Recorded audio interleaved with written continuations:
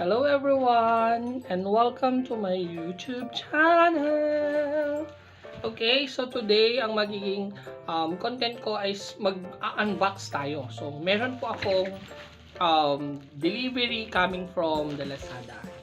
So nag-order po ako ng cash box. Okay, so kung saan para secure na dito ko ilalagay lahat ng mga napagbebentahan ng mga products. Okay, so yun guys, so tingnan natin kung gaano kaganda yung i-unbox natin. So medyo siya, medyo balot.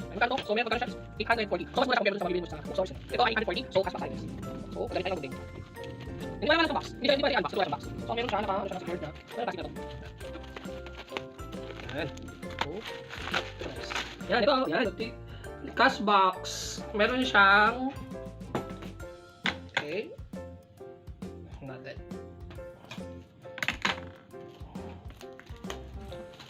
Ang ganda niya. But black. Order ko yata red. Ewan ko, I don't know. Okay. So, yan. Plastic.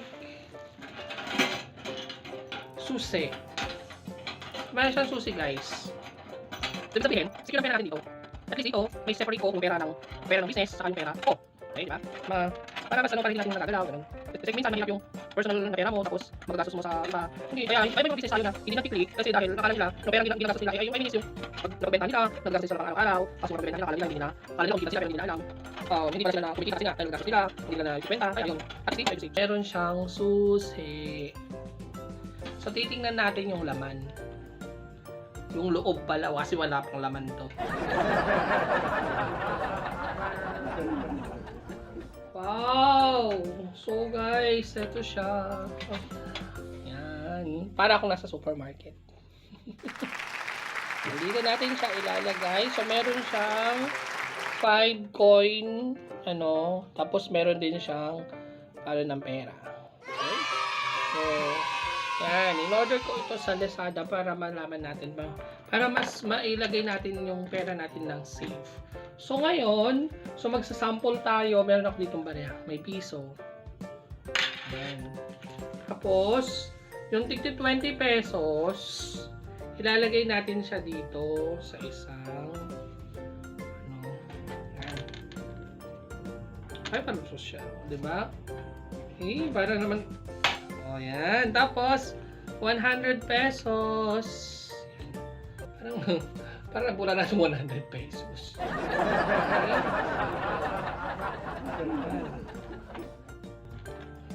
Guys, nakaipit siya. Yan. Ganyan. Tapos ayun yung barya. Yan. So, at least guys, pag ganito, mas maano natin na safe yung ating cash box. Okay. So, at least dito makikita hindi siya basta-basta magagastos kasi yung mga pera natin dito lang natin ilalagay. And even yung mga resibo, dito natin siya ilalagay para hindi siya kalat-kalat. Okay. So, yun guys. So, maraming salamat at nakapag-unbox, and next time, okay, magbablog ulit ako later about naman magbablog ako mamaya, may naalala ako. Okay, bye-bye!